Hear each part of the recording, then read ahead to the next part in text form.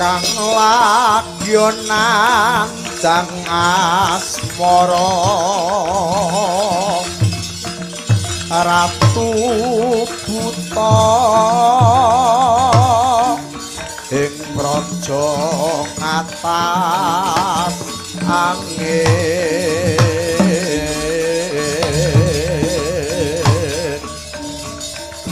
kalimput sajroning kalbu Prabu Kilapa warna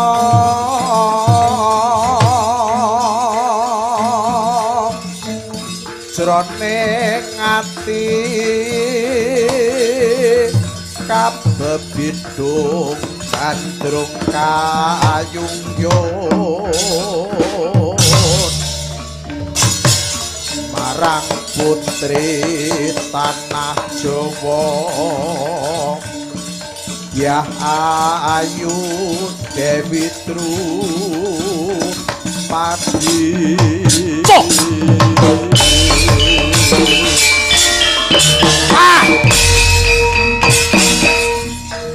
Ratu negara ngatas angin Prabu Kilapa warna aku hoi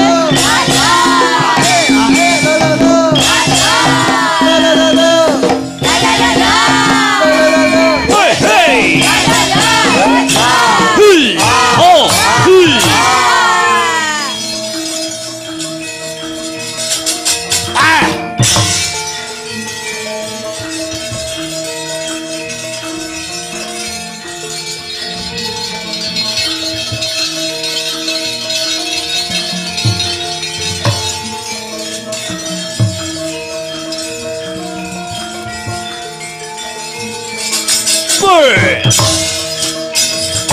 Ah. Weh.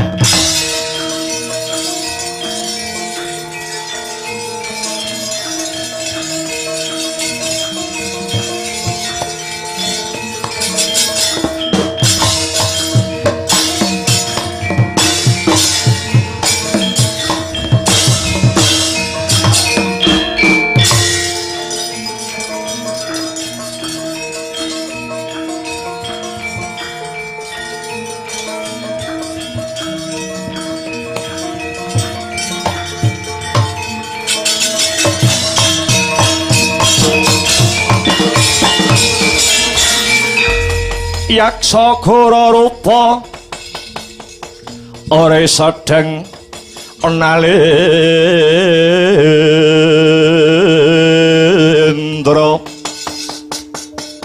yaksa alalaku kang malwaya ingkang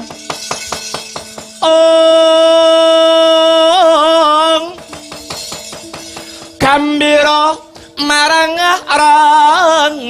ngisi siyung metu Prabawa Goro mawa lian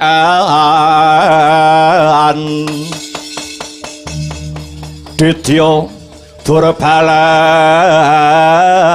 rasa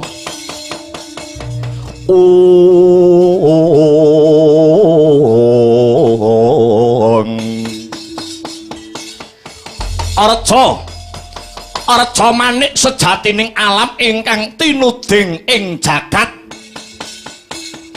abdiku sing banget ndak tresnani he Patih Ludra Parimuka kawula wonten tinimbalan ingkang adhawuh sinuwun jimat pepundhen kula donya praping delahan sinuwun Prabu Kilapawarna ratu saking negari ngatas angin. Aku Prabu Kilapawarna ratu saka negara ngatas angin nimbali marang jeneng sira Patih Ludra Parimuka karana bakal ana babakan ingkang bakal rinumpaka marang jeneng sira Patih Ludra Parimuka. Prakawis menapa sinuwun kok sajak wigati keparenga paduka sinuwun Prabu Kilapawarna amedhar dawuh kula Patih Ludra Parimuka arsa ngangklungaken jangga nilingaken karana nenggara mentasabda sabda pangandikanipun Prabu Kilapawarna ngene teh janjane ing ngripalungguhan iki aku ora menggalih babakan apa-apa jernyatane aku wis ora kurang samu kawise bondo donya sarwa kecukupan dasare Prabu Kilapawarna kuwi aratu ingkang kondhang kaonang-onang kajuara saindenging jagat raya disembah-sembah para sentana miwang para kawula. Kesugihane Prabu Kilapawarna iki prasasat protlon jagat. Aja ta ratu liya Nyai Blorong wae utang duit nyang aku. Lalajeng perkawis menapa ingkang maksih kineker sinuwun mangkene. Kesugihanku kabeh iki tak kira bakal muspra kang tanpa guna. Awit panjenengan ingsun Prabu Kilapawarna iki isih durung duweni wujute wanita utawa wanodya ingkang minangka dadi garwa prameswari. Wah dalah cekak cukupe paduka kepengin apalakrama. Iya teh gampil sinuwun gampil. Paduka menika ratu sugih ya sugih bondo ya sugih bandu. Sugih bondo tegese sugih raja brana, sugih bandu tegese sugih wadyabala. Paduka kantun dumuk putri saking pundi sesilihipun sinten? Mangke kula piyambak patih Ludra Parimuka ingkang sagah ndodhok korine nginang jambe suruwe anglamaraken putri ingkang dados gegantilaning ati. Sumurupati siang pantaraning ratri ora ana kang tansah gumana musik mapan ana ing telenging atiku. Kejaba mung Dewi Drupadi, ya Dewi Pancali.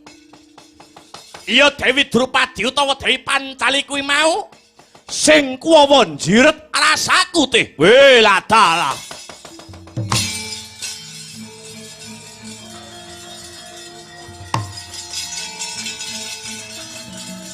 Boh.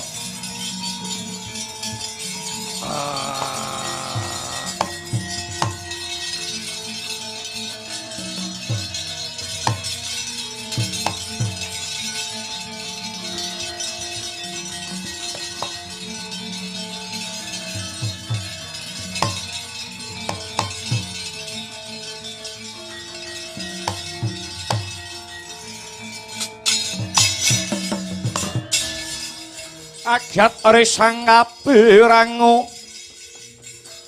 ore nanggul kinempit kempit dosa ngretenaning bawana ya si tukang walang abdi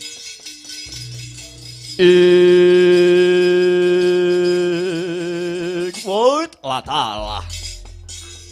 Iya jagat Dewa Bathara ya jagat Pangestungkara. Dewi Drupadi sinuwun. Iya teh nyuwun sewu. Menawi paduka sinuwun Prabu Kilapawarna taksih mbeguguk utawaton kepengin apalakrama kaliyan Dewi Drupadi, tegesipun paduka sinuwun Prabu Kilapawarna nerak angger-angger cacah kalih. Kok ngono teh? Inggih. Paduka Sang Prabu Kilapawarna kagungan dosa cacah wonten kalih ingkang setunggal. Paduka wanuh-wani nerak pager ayu nyures tures ijo. Bebedang garwane liyan. Awit Dewi Drupadi menika sampun kawengku ing kakung. Dewi Drupadi menika garwanipun Nalendra ing negari Ngamarta ajejuluk Prabu Puntadewa. Lah dosa ingkang angka kalih paduka sinuwun Prabu Kilapawarna wantun rak pepakeming dewa ingkang winastan jodo tali mangsa. Kamangka paduka sinuwun Prabu Kilapawarna menika wujuding raseksa utawi buta. Kedahipun raseksa menika garwanipun inggih raseksi sanes kok satunggiling putri ingkang Sulistyang warni. Wonten dawuh ana tetembungan tresna iku wuta. Harepa Drupadi kuwi bojone Puntadewa, ratu ing negara Ngendraparahasta. Nanging bakale tetep tak lakoni. Awit wis kadung madhep kang sarta mantep rasaku marang si Drupadi. Wong ayu kuwi ora kaya Drupadi. Wiwit pucuk rambut nganti jempol sikil babar pisan ora ana getek cacate. Acek sitheng aku nek ora Drupadi lu wong ora. Wong kuwi wis gandrung kepaung. Wong kuwi wis gandrung kayungyon karo wanita sing ditresnani.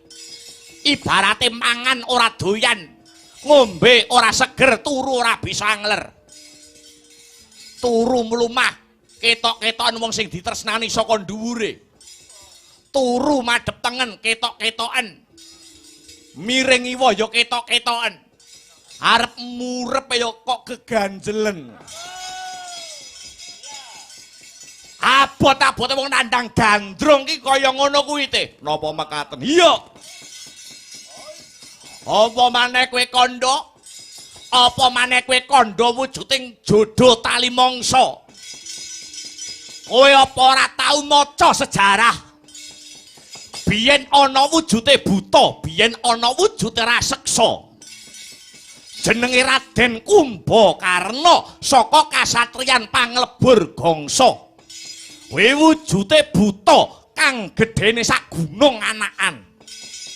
Nanging Raden Kumbakarna kuwi garwane ya ora buta wedok, ya ora raseksi, malah kepara wujude widodari kang asesilih Dewi Keswani. Mangke riyin Sinuwun.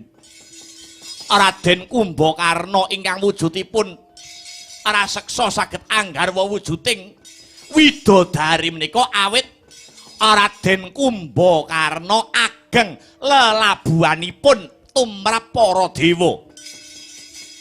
Temang dipun ganjar satunggiling widodari dados mboten kok nama ampyak awur-awur. Mbuh ora idep. Bakune dina iki aku bakal lumarap ana negara Ngamarta. Ngenteni kahanan Praja Ngamarta Lena.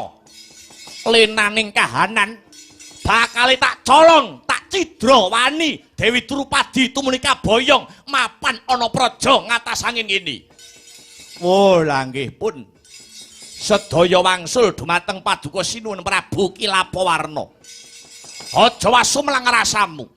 Aku wani tanggung jawab sekabehane. He bocah Temenggung, kula wonten dawuh tinimbalan Dosi Sinuwun walikan rasamu. Kira penuh wadyabala saka negara ngatasangin ngombyongi lakuku tumuju ana ing praja Ngendraparahasta. Ya negara Ngamarta. Saperlu nyolong utawa nyidra Dewi Drupadi ing pengajap bisa dadi garwa prameswari ing negara ngatasangin ini. Sendika mangestakaken dawuh Sinuwun surak gotong royong aja nganti ana kang kecicir.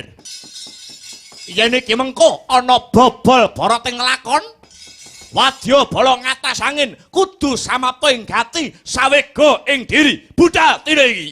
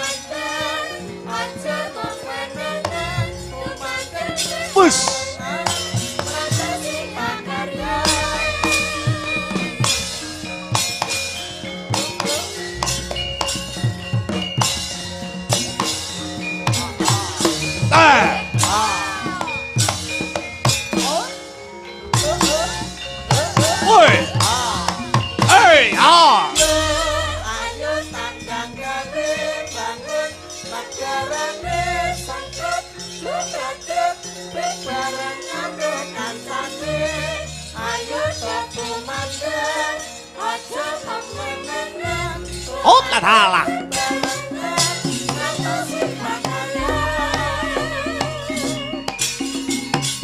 Hey, hey, hey, hey, ai,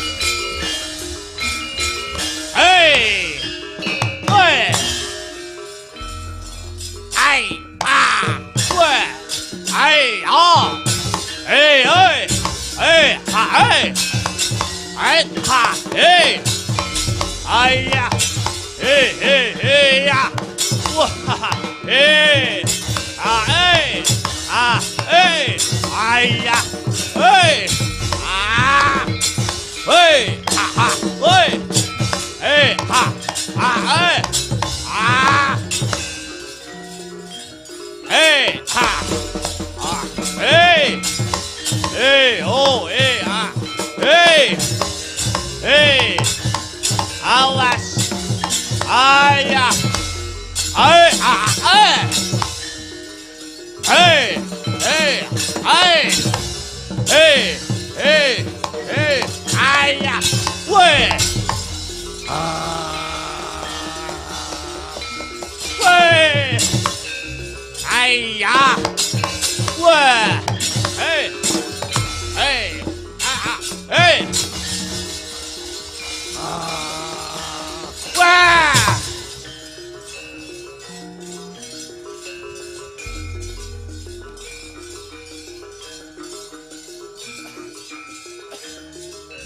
哎爸，喂，哎，啊，喂，哎。哎哎哎，哎呀，哎啊哎，哎呀，哎啊哎啊，喂喂啊喂啊啊啊啊啊啊哎，哎呀哎呀哎，哎呦哎。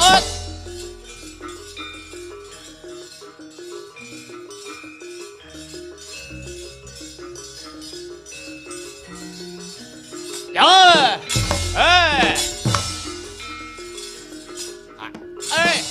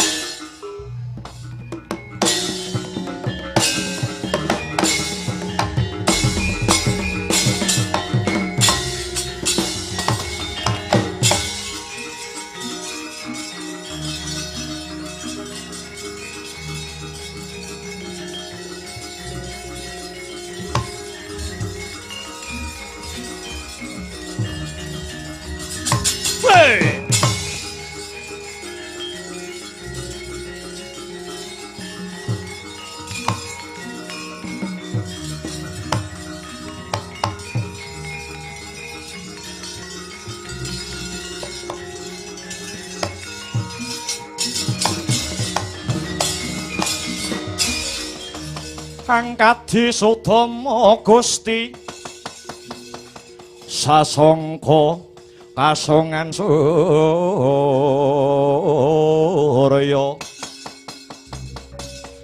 prabanya sumungsum kaswa wong araras oroming sari-sari samya manuk semeng sarira sumarmanira sukanto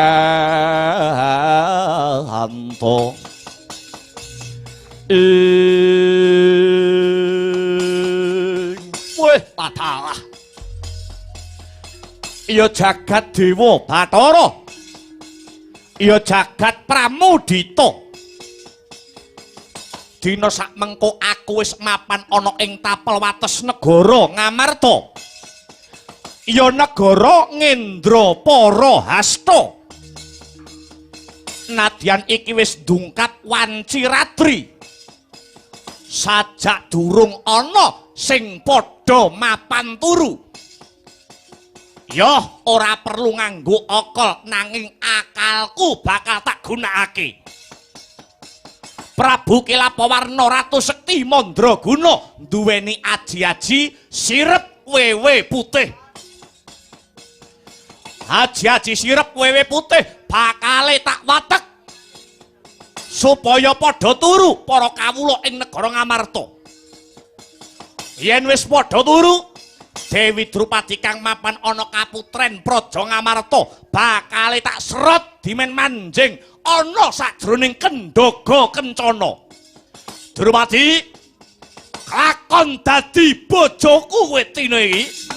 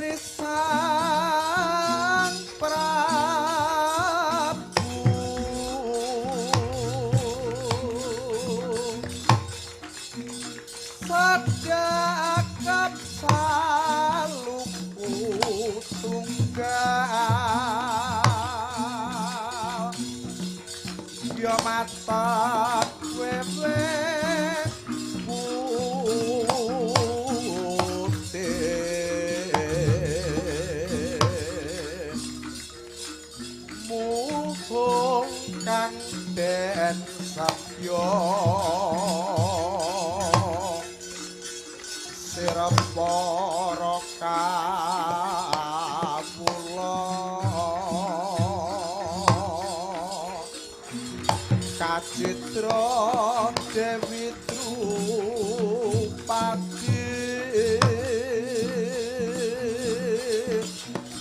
kaboyong praja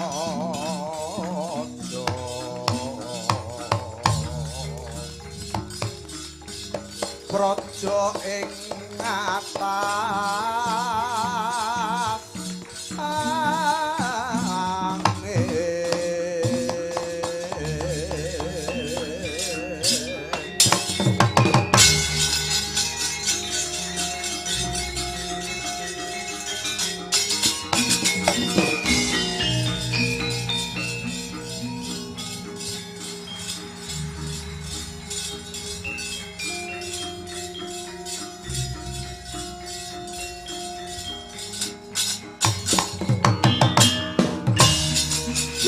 Wah! Weh!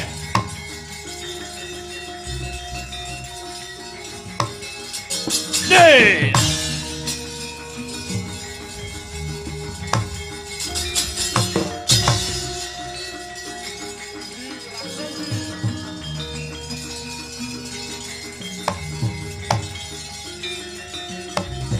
Hei! Hei!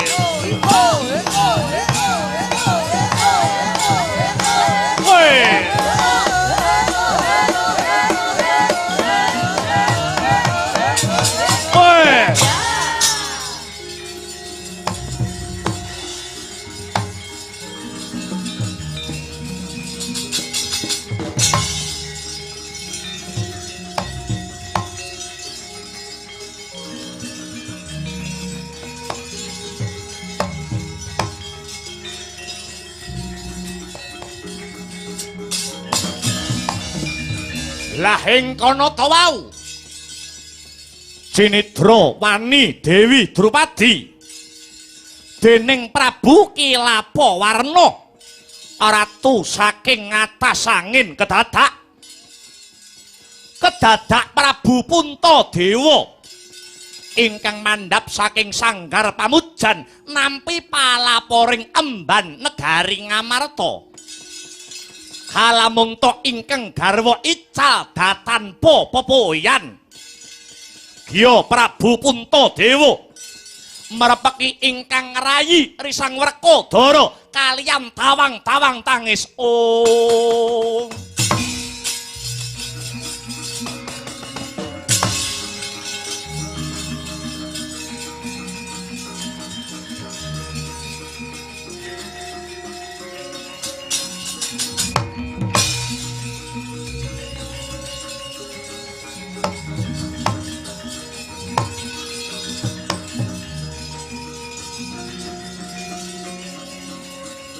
Yai.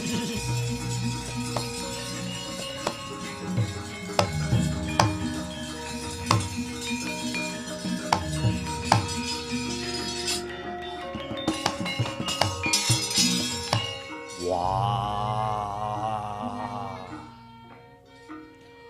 Puntadewa kakangku. Lah kok dadi netes sing dadi waspamu. Ana apa? Yai. Ing ripalungguhan iki Ngamarta kelangan gedhen-gedhen Yai.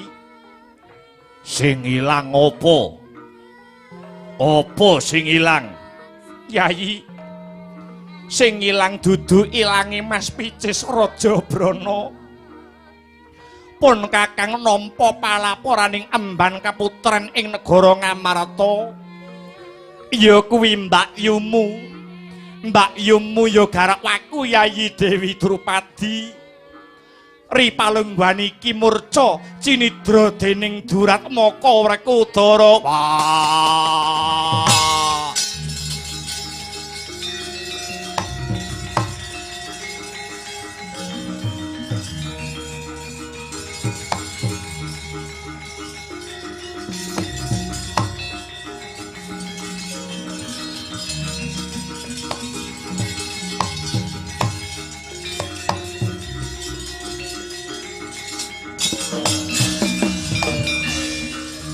Bima wang-wang kunta kumpul patang gedhe sayang gongkara kataniro ngopat mapit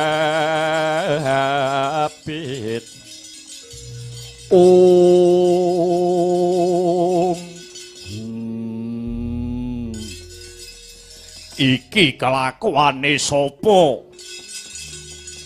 Sapa sing wanuh wani nyidra Mbakyu Drupadi? Pun Kakang ya durung dungkap Yayi. Tak jaluk siadi sing jembar jangkae. Upadinen golek ana Mbakyumu Drupadi. Aja pati-pati bali yen durung garwa. Utawa nggawa baline Mbakyumu si Drupadi ya Werkudara. Ya. Surungen nganggo donga. Mbakyu Drupadi dina sak mengko tak golekane duga-duga ginawa. Ati-ati aja nganti keri sena. Muga-muga lakumu tansah manggih arum-arum. Satemah bisa nggawa bali garwaku Yayi Drupadi ya Dimas Werkudara.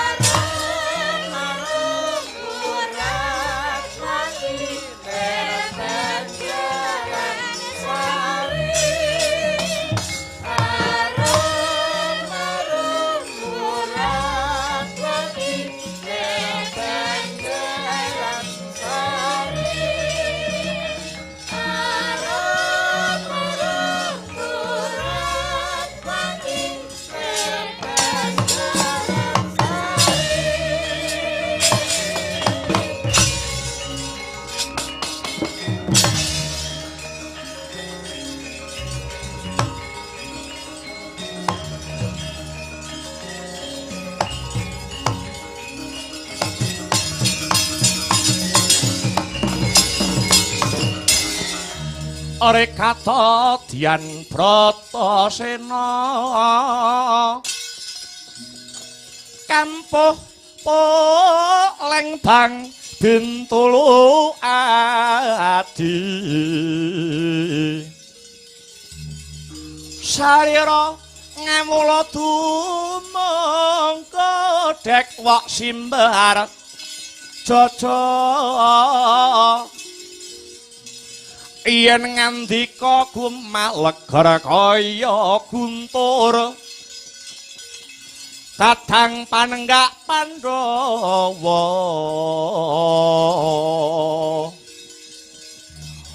kaya lindu yen lumaris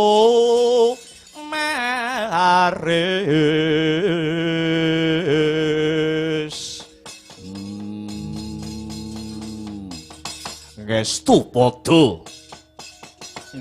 padha dawe mbarep kakangku supaya ngupadi boyo ana ngendi ilange Mbakyu Drupadi.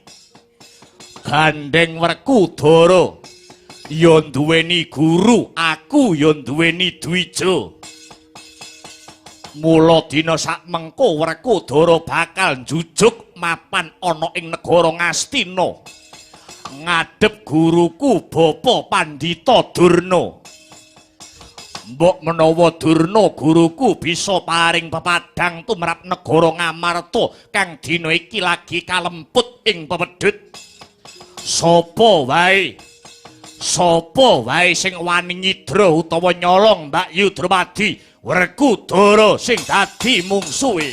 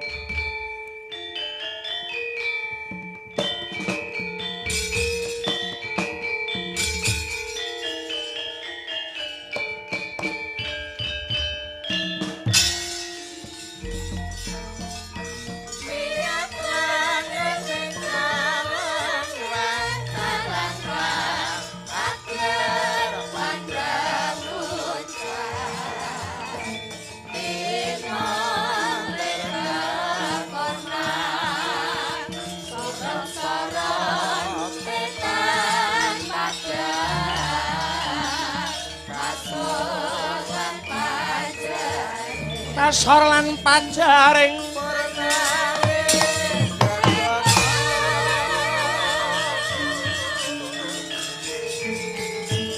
sewaka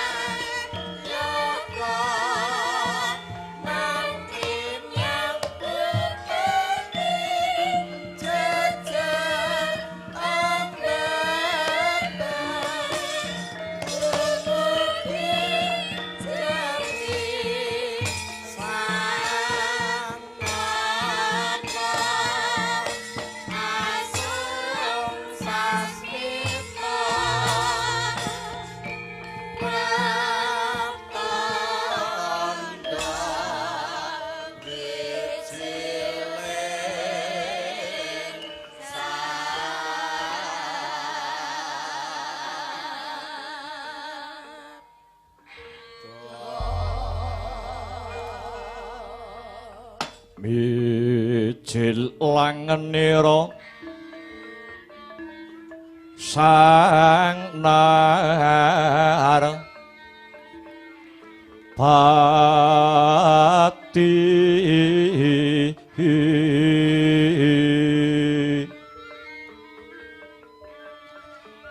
lampah hira alon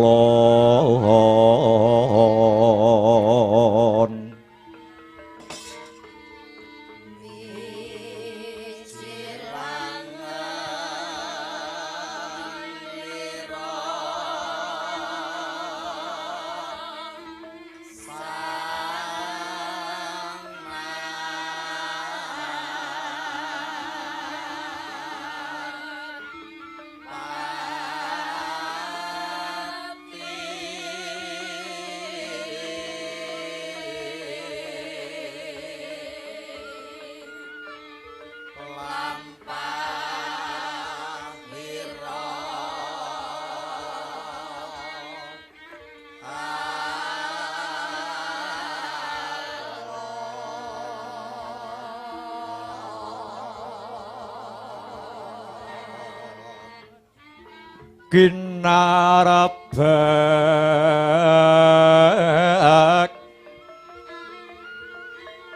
Badaya yuwarna nira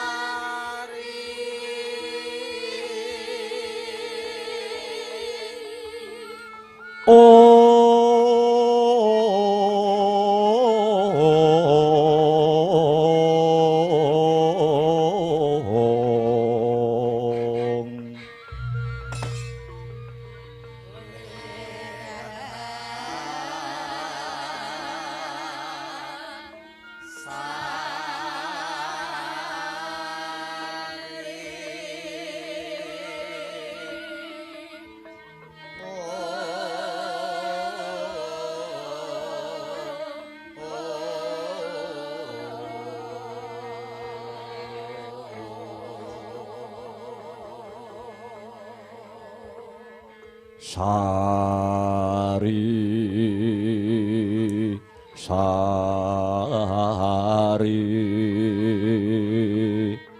Om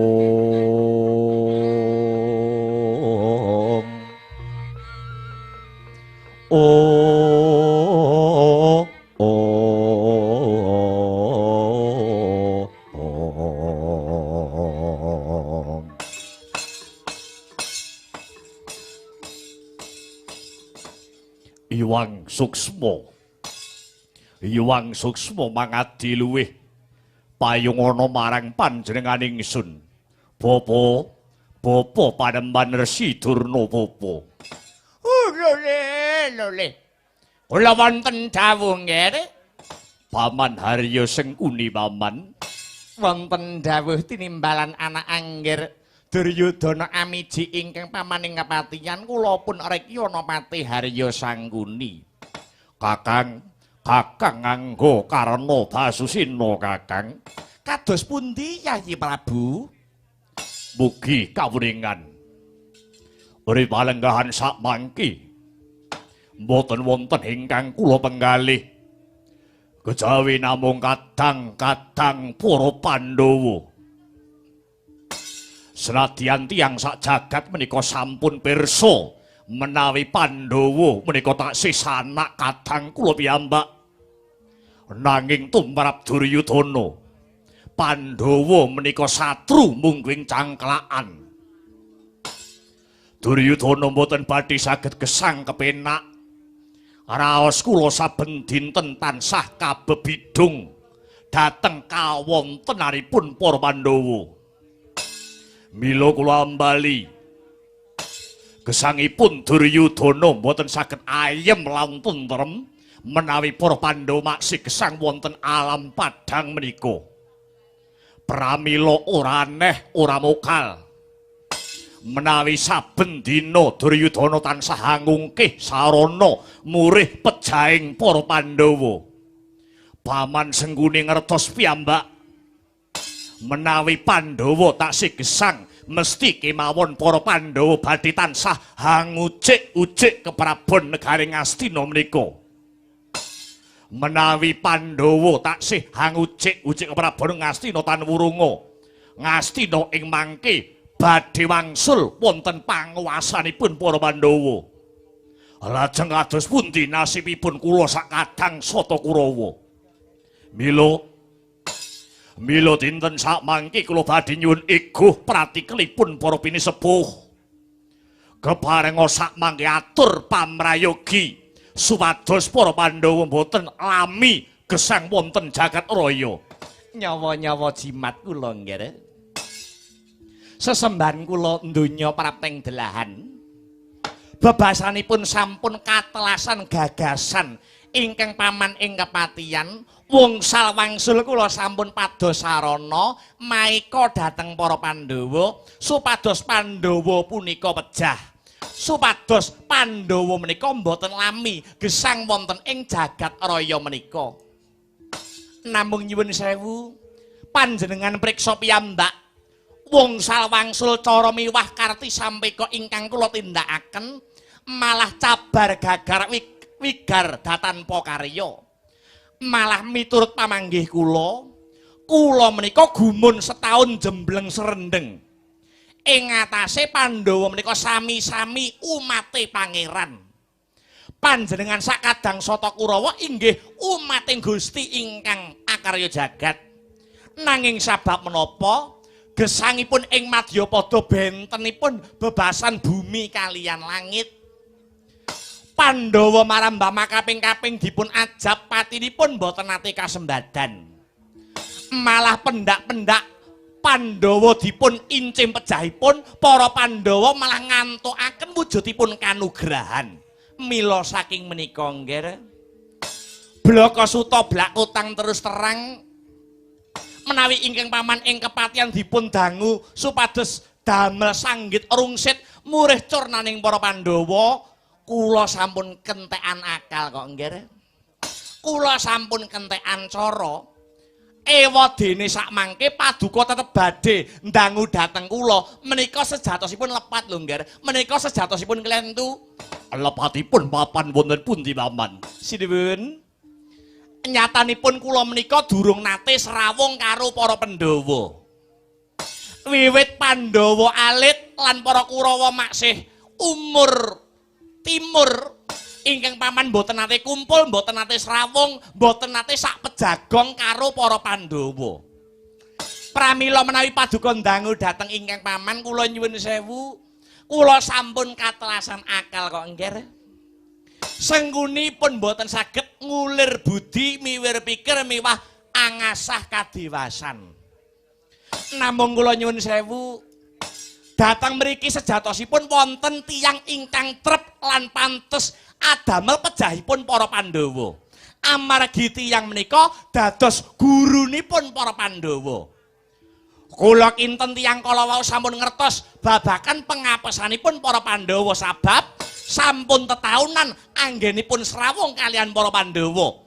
Malah sipating guru utawi dwija kedahipun sampun mangertos babakan pengapesanipun para Pandhawa. Sinten paman? Mboten asanes. Mboten asanes namung Kakang Panembahan Begawan Durna. Pramila menawi anak angger Duryudana andangu babakan pejahipun para Pandhawa, monggo kula aturi ndangu Kakang Panembahan Durna. Mbok menawi saged atur pamrayogi babakan karti sampeka miwah sanggit rungsit pejahipun para Pandhawa menika kadosa pundi? Ya jagat, ya dewa, ya Bathara. Kadidene winalik ingkang dados araos kula, Bapa Panembahan Begawan Durna. Wonten dawuh nggih, wonten dawuh tinimbalan. Nyambung dhateng pangandikanipun Paman Harya Sangguni. Lakar sedaya pangandikanipun Paman Sengkuni menika leres. Leresipun mapan wonten pundi nggih? Bapa Durna sampun dangu campur kalian para Pandhawa. Bapa Durna menika mangertos babakan lair lan batinipun para Pandhawa. Pramila kula nyuwun pamrayoginipun Bapa Durna kados pundi srananipun supados para Pandhawa cilik nemai lelara gedhe-gedhene tumekaning pralaya. Kados pundi cara lan gagasan paduka Bapa Panembahan Begawan Durna.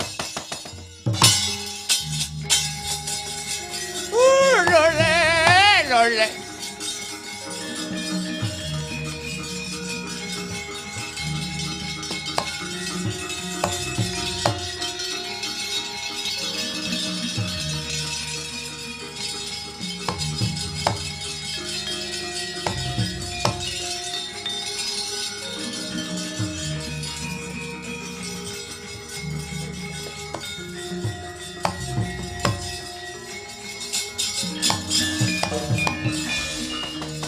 Permara reh mangusa humya ngambrengeng kadi karonaning kaswasih ring marga Hamalatgung are sang Gondo mastrat maca leng-leng lalu manguladi Surya mangrangsang waya Surya mangrangsang waya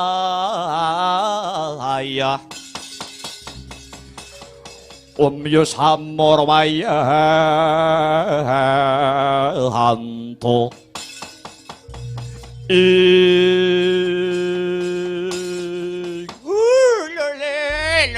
lele sumorate sinden sate gule enak rasane sinden ayu enak rasane Adipate Harya Tengkuni iya ados pundi Kakang Durna pinter tenan sampean golek-goleke gawean wong tuwa Anak Prabu Duryudana pancen leres kula menika gurunipun para Pandhawa kula menika diwijahanipun para Pandhawa Pandhawa lan Kurawa rumiyin pancen dipun titipaken dhateng ingkang bapa ing Sukalima kaliyan Rama panjenengan Dipati Dastarata supados kula nggulawentah ing arah Aji Jaya Kawijayan Guna kasantikan bebasan tinata mendat jinara mentar pinaku bendal binedil jundil. Lah inggih. Kedahipun Bapa Durna mangertos. Kedahipun Bapa Durna mangertos babagan pengapesan murih ringking para Pandhawa. Nyuwun sewu nggih. Menawi babagan keringkian kula menika mangertos, namung kula mboten saged matur. Dasaripun menapa wawatonipun menapa Bapa Durna ngaten kula menika guru ngaten jarwane guru menika digugu lan ditiru pangrengga kula dhateng para Pandhawa sampun kados putra kula piyambak Pandhawa menika pun kula anggap kadidene Atmaja kula piyambak semanten ugi para Sata Kurawa loro-loronipun menika mboten wonten ingkang kula benten-bentenaken. Sedaya menika sami mboten badhe kula emban cindhe, emban ciladan. Nyuwun sewu Kakang Durna. Pripun? Sampeyan badhe usul napa malih dijuni? Ring arak sampeyan kudune ngerti keringkiane para Pandhawa. Ngerti kemawon. Kula dateng ajeng kok sampun matur. Kenang apa panjenengan kok mboten saged ngaturake. Nyuwun sewu Dipatih, nyuwun sewu. Sengkuni dudu Durna, Durna dudu Sengkuni. Nek Sengkuni kuwi patih, nek Durna niku pujangga. Saklinturipun pujangga, kula menika guru utawi dwijanipun para Kurawa lan para Pandhawa. Mila ora ana jamake guru kok nglorotke karo murite. Ora ana critane guru kok ngalap ngincim pati karo murite niku mboten wonten. Ora enek tinane guru nggendak karo murite, nggih mboten wonten. Mereka langka tinemu yang ngerasa muka tinemu yang ngakal. Nyuwun sewu, nyuwun sewu. Niki sing dirembuk dudu perkara guru njlomprongke murid. Ning sing dirembuk niku nyuwun sewu sampeyan niku urip lan ngiyup dumateng pundi? Kula urip lan ngiyup dumateng negari Ngastina ingkang paring sandang kang sarta pangan dhateng jengandika Kakang Makni anak Prabu Duryudana. Tegesipun sampeyan lahir batin anggenipun belani dhateng negara Ngastina. Lho, mesti kemawon lahir batin kenging menapa sampeyan ora gelem ngaturke babagan patine para Pandhawa. Tegese sampeyan ora netepi sumpah sampeyan nalika sampeyan dipun sumpah dados pejabat wonten ing negari Ngastina mriki. Lho mengke riyen Dipati mengke riyen. Ampun dipun campur aduk, kudu pisah pancen bener. Kula menika Nayaka Praja nanging kula Nayaka Praja menika mapan wonten ing negari Ngastina. Menawi wonten Sukalima kula menika guru, kula menika dwija. Sakniki kula tak takon karo sampeyan. Sakniki sampeyan lenggah dhateng pundi? Das pundi? Sakniki Kakang Pakning Gondal Sukalima menika lenggah wonten pundi? Wonten kursi. Kursi negara Ngastina. Tegese saiki dapukane guru napa Nayaka? Iya. Saiki iki lho, ning kene iki dapukane guru apa Nayaka? Ngrebab apa meking? Nah. Kula saniki Nayaka. Nek pun bali ning Sukalima guru. Kenging menapa sipating Nayaka kok malah gawe kuciwane Sinunana Anggir Duryudana kedahipun sampeyan kena kinarya pemarem. Kula menika guru. Guru nak ning Sukalima kana. Ning nek teng mriki sampeyan niku nayaka, sampeyan niku pejabat negara Ngastina. Lule, ora usah lula-lule kok. Kok malah lula-lule. Niki sampeyan kedah matur. Ora cukup gur didoli lula-lule. Sampeyan ora susah selak dadak matur dadi guru. Nek sampeyan ora gelem ngendikake babakan keringkianing para Pandhawa, apa njaluk dijabel kelungguhane dadi nayaka? Apa njaluk sampeyan ora diakoni dadi pejabat mapan negara Ngastina? Apa njaluk iki mengko pertapanmu Sukalima dimbroke. Nek Sukalima njaluk dimbroke ora masalah. Yen Sukalima wis ambruk, iki mengko Sukalima bakal tak dekne komplek, ngono. Aja. Sampeyan arep milih ngendi? Duduhi kringane para Pandhawa apa ta yen ora? Sampeyan dateng mriki niku senes guru, nanging nayaka praja, nayaka negara Ngastina.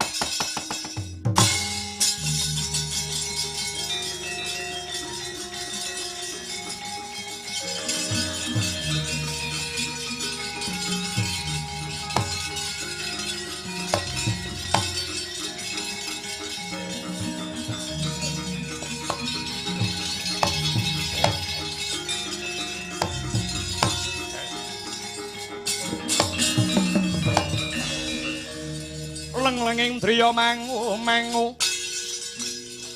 mangun gong kanduhan rimang lir-lirno tanpa kanin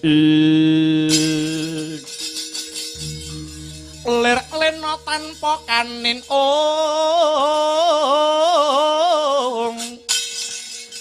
yen tantu luso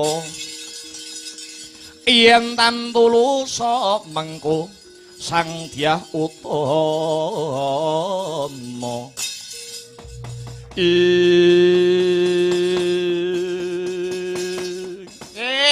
nggih.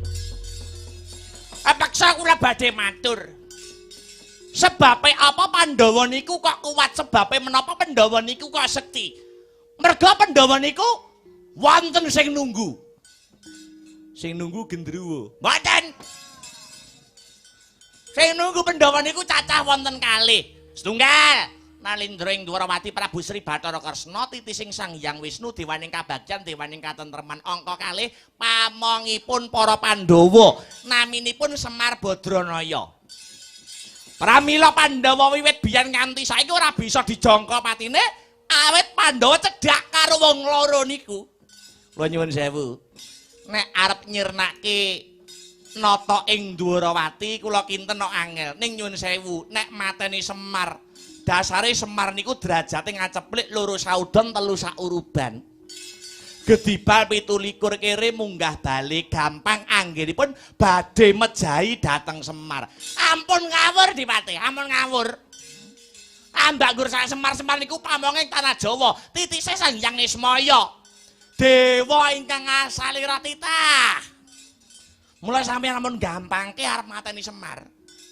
Nggih nek miturut kula Semar diboyong teng pundi ngaten terus dek Semar gak dipateni. Wah, Semar niku pun ngerti. Sampeyan teko arep mateni Semar, niku pun dibedhek dhisik karo Semar. Semar niku iso maca batine wong. Kagungan indra keenam, ngoten. Ngaten. Nggih. Nah terus nek cara sampeyan, nek cara kula, nek manut kula Semar dinengke mawon. So nek tuwa nak modar dhewe. Lah padha ae to. Upami Semar dindemi ngono lho. Semar ora doyan mendem nih Pak. Semar ora gelem mendem, Semar kok dipadake karo peniti gamelan. Terus carane ini kira-kira pripun? Kira-kira. Lah niki kula gadah cara. Carane aja dijujug Semare. Kersanipun Semar digawe ngenes atine. Upamane Semar niku sapa ta sing ditresnani? Mangke tumuni wong sing ditresnani karo Semar niku dipateni. Mangke nek Semar krungu wong sing ditresnani mati, mangke atine badhe ngenes. Wong ngenes niku parane mesti terus lara, kamangka lara niku kembange wong mati. Dadi cekak cukupe Semar digawe lara ati, Semar digawe ngenes sing dadi pikire. Carane anake Semar dipateni, Gareng Petruk Bagong dipateni. Wong telu niku taksih blereng dateng kadonyan. Wise gumun karo gebyaring donya. Mula Gareng dimingi-mingi dhuwit sing akeh, Gareng digaweke omah sing apik, digoleki bojo sing ayu. Mangke nek Gareng lena pateni Gareng. Jajak. Senes. Nyuwun sewu. Gareng niku tuwa dhewe. Niku malah sok kandan-kandan dateng Petruk, dateng Bagong. Ngilmu sing diturunke Semar iku mlumpuk paling kathah niku teng Gareng. Lupute Gareng ya si Petruk. Petruk nggih. Kurawa nek perang musuh Petruk ora tau menang lho. Petruk dimingi-mingi Raja Brana. Petruk nek gelem Raja Brana mesti wit biyen-biyen. Dasare Petruk nggih sampun nate dadi ratu. Lah menawi mangkaten sing pungkasan, sing kudu dipateni Bagong. Yen Bagong mati kathah sing padha sedih. Ngaten. Nggih. Mergo akeh-akeh wong niku do seneng karo Bagong. Nganti ana campur sari jenenge Bolo Bagong. Bagong kudu dipateni. Lah saiki ngene, kira-kira sinten sing saguh mateni Bagong karben Semar atine susah. Yen Semar susah terus lara, yen Semar lara bakal mati, yen Semar mati gampang anggone mateni para Pandhawa. Mbok menawi sinuwun ngawangga, kula nyuwun sewu panemban, mboten ketang sethithik kula niku riyen nate dimong kalian Punakawan Bagong. Ngaten, nggih. Menawi kula kedah nyumurupi muntrating getih saking dadane Punakawan Bagong tartamtu awrat anggen kula badhe nglampahi kewajiban menika. Aduh, dos pundi niki nggih? Anangger Duryudana kula wangsulaken dhateng Paduka. Bapadana kula wonten dawuh. Gandeng ngreka daya menika tukul saking pamikir Paduka Paman Durna. Bebasan bisa nggelar kudu bisa gulung-milung. Babakan Patri Bagong kula pasrahaken sawetahipun dhateng Paduka Paman Durna. Lagi cawawan sabda horek kang sumewa kekereng pasewakan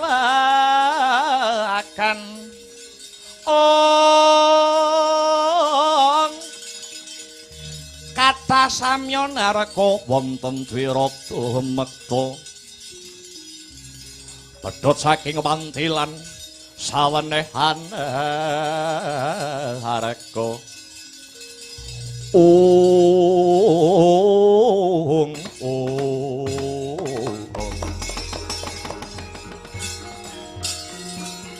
Pandhita Akarya wangsit pindha kumbang ajab ing tawang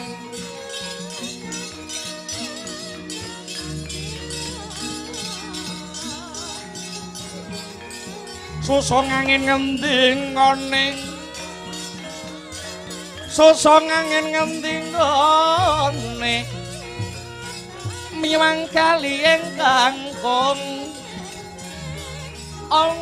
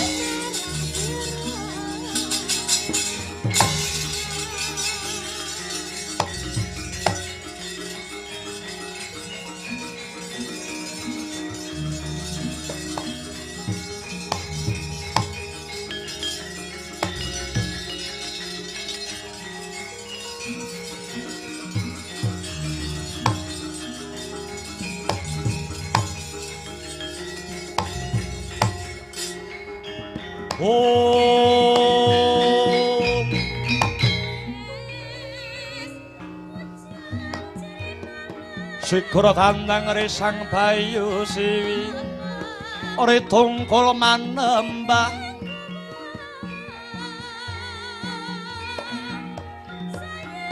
angler boyo kumbap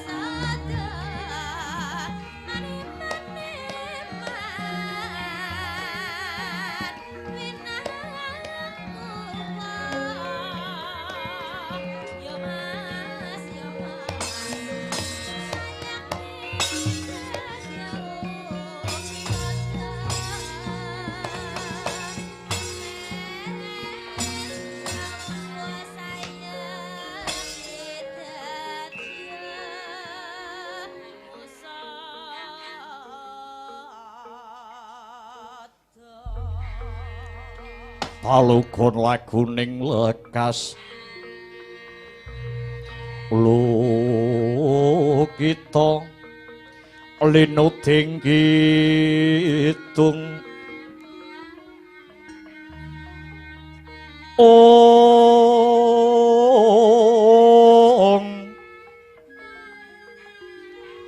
kadung kadereng hamor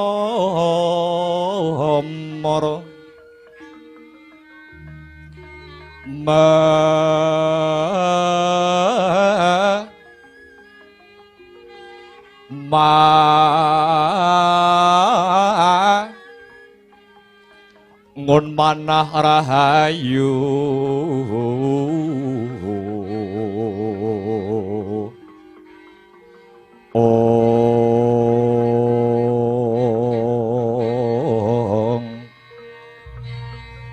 hayu wana tan agolong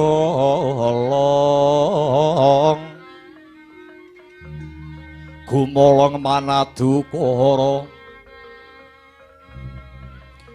ong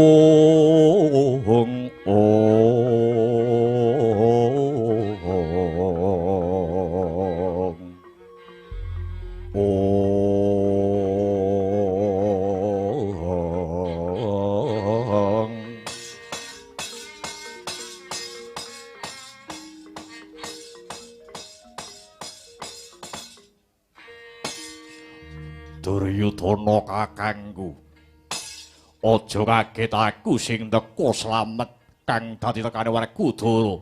Werkudara ya njanur gunung Kadingaren sira Yayi Werkudara ngabiyantara setinggil negara Ngastina tekamu karo sapa Dimas? Karo Jlamprong ya si Janaka. Nanging Janaka cukup nunggu ana pasiban njaba. Lah banjur ana parigawe apa sira sowan ana ngarasaning pun Kakang Yayi? Duryudana kakangku sing gedhe pangapuramu tekaku ana Ngastina ora butuh karo Duryudana nanging pancen niatku kepengin sowan ana guruku Bapak Pandhita Durna. Wigatine apa Yayi? Mung ana babakan ingkang bakal rinumpaka marang Durna guruku. Bapak Durna, kula wonten dawuh nggih. Yayi Werkudara dinten sakmangke mbetahaken panjenengan Bapak Durna. Nyuwun sewu menapa dipun keparengaken pun Bapak Rading Majeng anggenipun lenggah mungkuraken dhateng anak Prabu kula sumangga Bapak Panembahan. Pandhita Agarya wangsit pindha kumbang acap ing tawang susuh ngangin ngending gone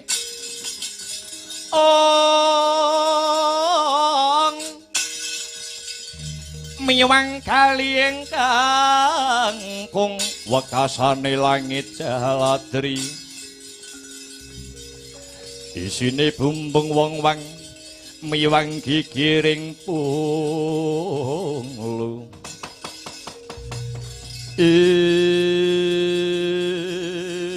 kok ning dungkul wana dadi alas-alas dadi prunas apa butuhmu ngger Werkudara? Aku mung bakal takon karo Durna guruku. Dina iki Punta Dewa kakangku lagi sedih merga sawetara iki ana Tricandra utawa telung wulan iki bojone Punta Dewa kakangku Mbak Yu Drupadi ilang. Prameswari negara Ngamarta Dewi Drupadi ilang. Pancen kowe mangkono.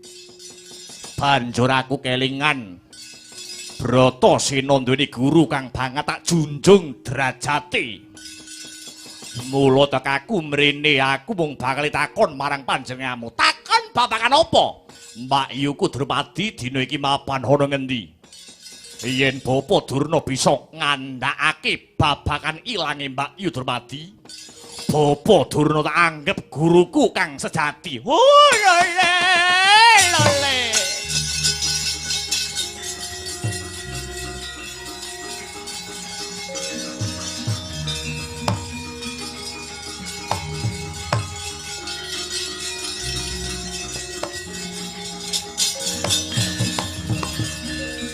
Kro tandang resang bayu siwiri tungkul manembah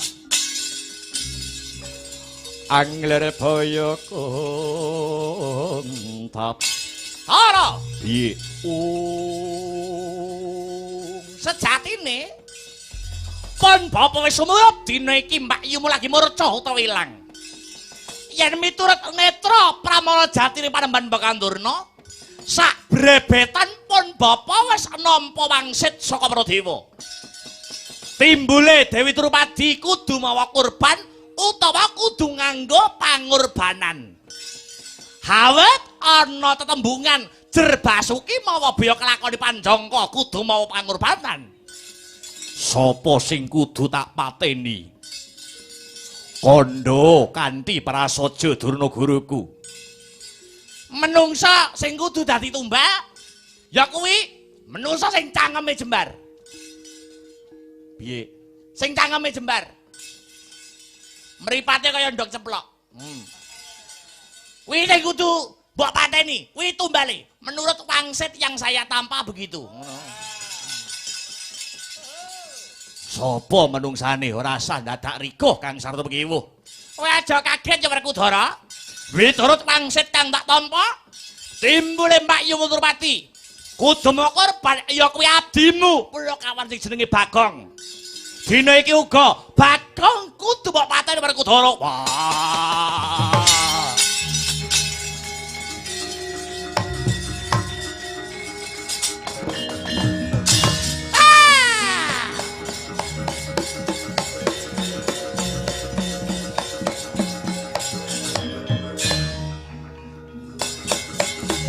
Lega ke?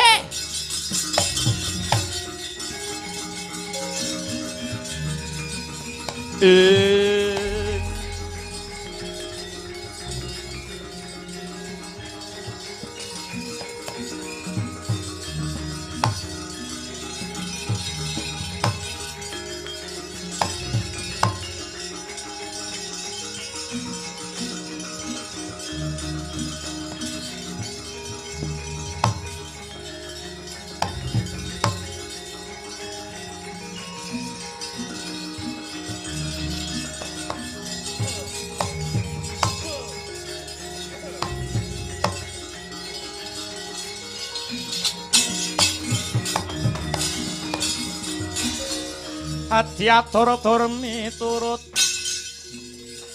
anut sumarah mring Gusti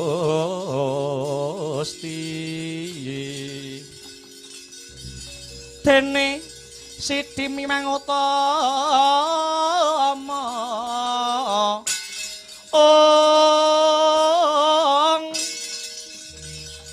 panindak ing praja ngatil bejo dadi bandara bejo dadi bandara arina repan mring pro abdi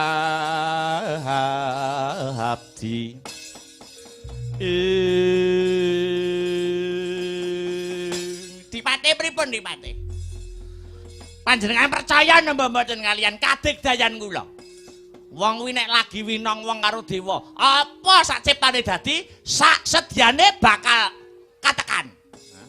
Wong ini idu geni ora kaya Durna. Murid kula, umat kula niku kathah. Ora perintah ngalar mesti ngalar, ngidul-ngidul, ngetan-ngetan, ngulan-ngulan. Durna niki idune idu geni, mandi.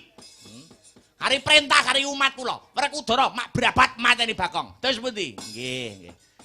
Ning kok Perasaan kula niki mengki kok alur ceritane kok ruwet. Ora kaya sing panjenengan jangka, ora kaya sing panjenengan rencanakaken. Mikir niku sing positif-positif dipate. Ora usah mikir sing mboten-mboten, ora usah kok pesimis. Nggih.